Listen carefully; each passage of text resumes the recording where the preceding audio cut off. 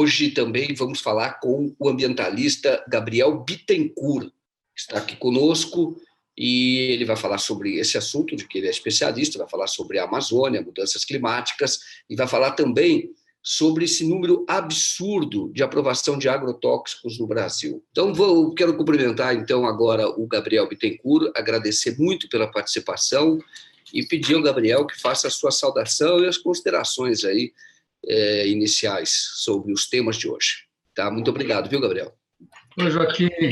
Boa noite a você, boa noite a toda a comunidade. Novamente, um grande prazer estar aqui falando com toda essa comunidade progressista. Eu sou da geração que teve lá na Eco 92, né?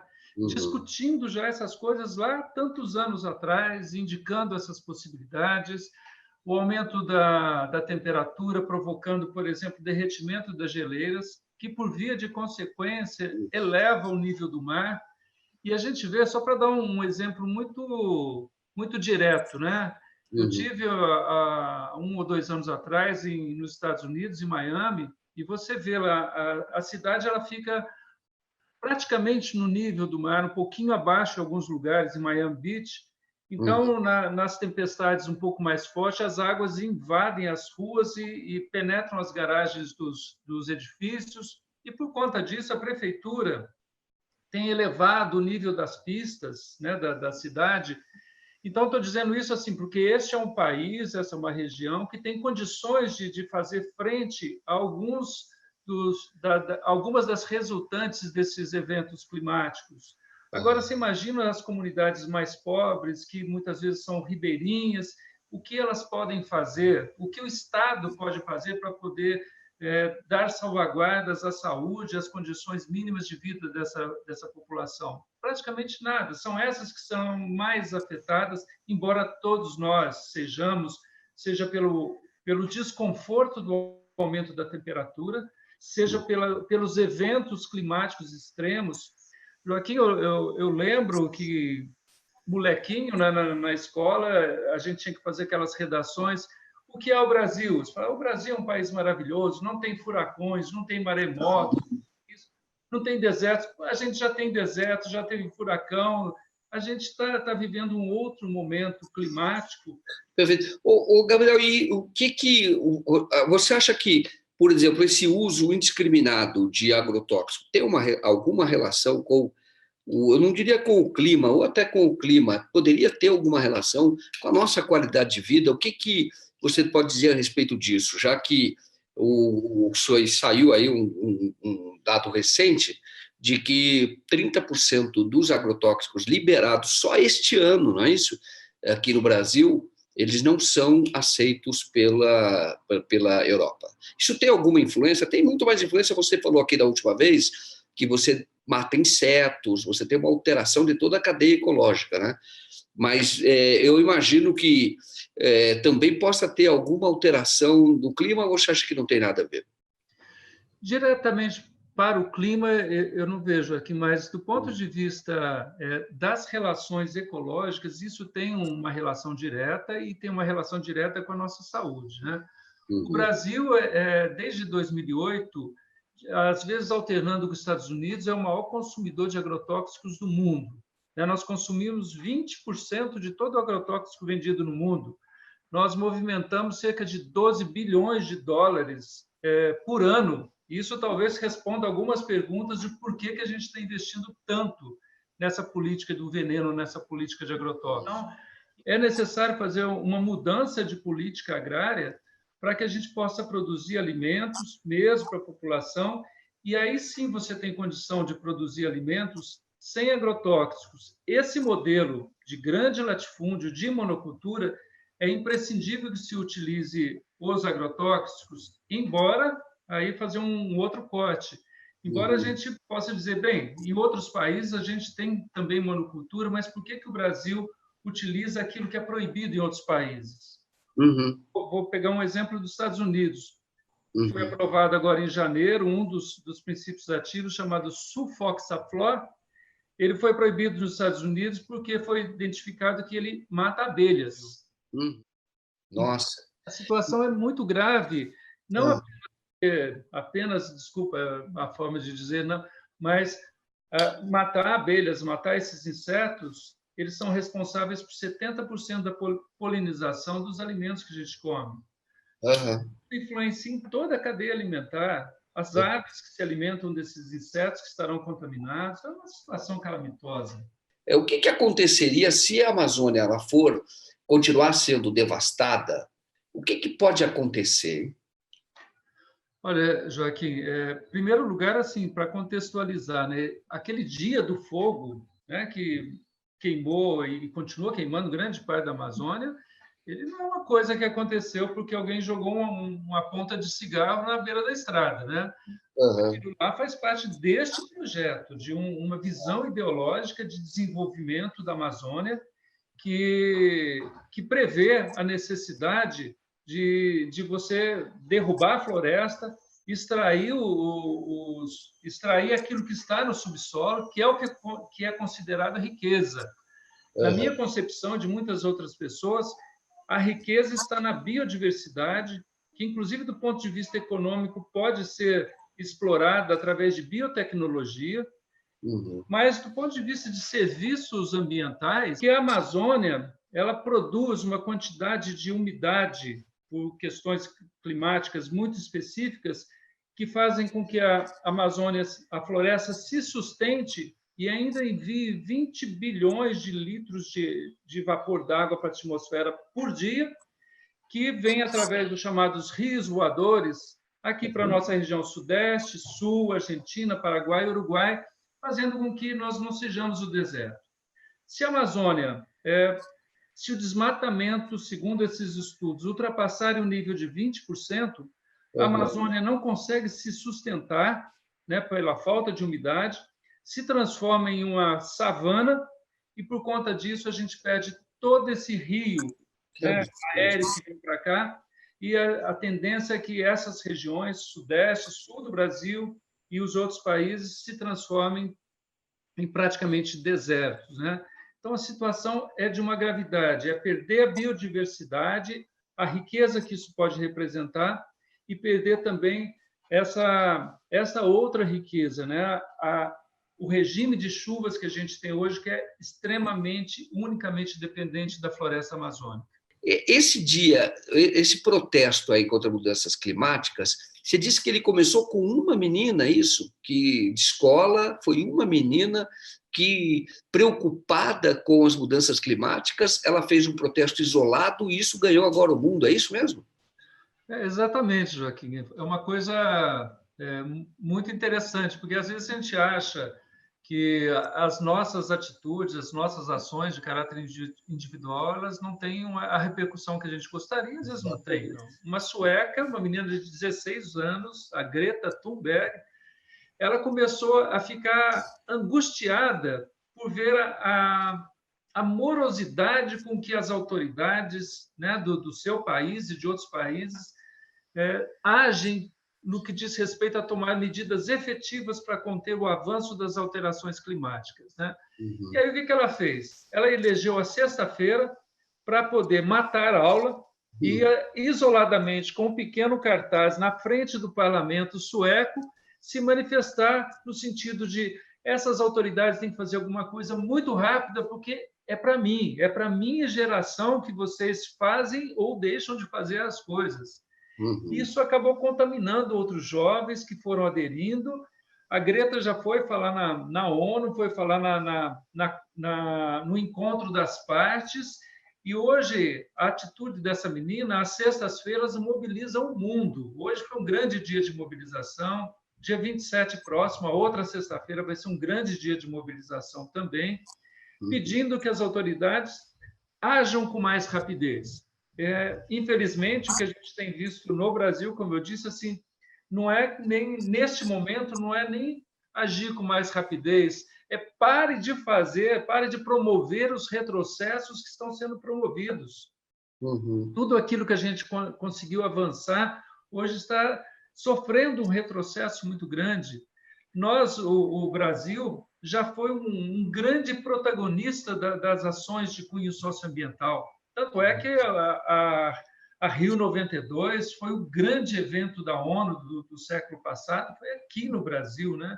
Dali saíram compromissos que até hoje se discute, por exemplo, discutiu no Acordo de Paris, se discute o Fundo Amazônia, o fato da Noruega, da Alemanha retirar recursos próprios para investir aqui, é fruto do reconhecimento de que o Brasil estava cumprindo a sua parte, fazendo a sua parte do ponto de vista ambiental.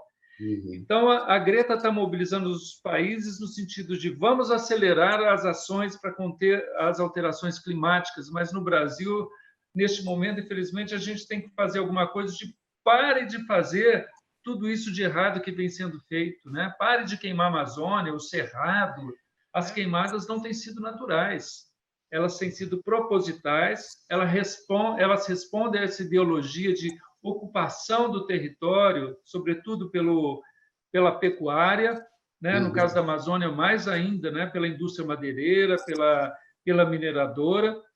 E agora a gente viu por esse vazamento da Intercept que isso também tem uma motivação ideológica. Joaquim, a gente que viveu na época da Transamazônica, a gente sabia que os militares tinham essa visão estratégica, né? De ocupar a Amazônia, para evitar invasões, etc, etc. Então, queriam fazer a Transamazônica, que eu via na escola assim, que era uma grande obra que você podia ver da Lua, né? Era uma coisa maravilhosa. E eu achava, Joaquim, juro que eu achava assim, que com o passar do tempo, o desenvolvimento do conhecimento científico sobre a importância da Amazônia, do ponto de vista da biodiversidade, 20% da biodiversidade do mundo está lá, né? Com esse conhecimento, essa visão tacanha, míope, retrógrada dos militares teria ficado para trás. Infelizmente, parece que o capitão que está sentado na cadeira de presidente está comandando novamente esse tipo de visão cujos resultados, infelizmente, a gente e o mundo inteiro está vendo agora.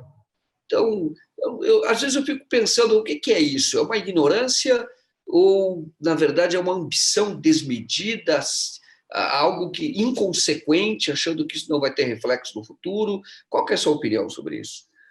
Joaquim, é ideológico de um lado, né? Eu acho que os militares têm essa coisa, a gente viu nesse vazamento do Intercept, que tem essa coisa dos chineses estão ali na Guiana e eles podem, de alguma forma, ocupar a Amazônia, mas além dessa visão ideológica deles, do ponto de vista de segurança nacional, tem outros interesses econômicos envolvidos, evidentemente, né?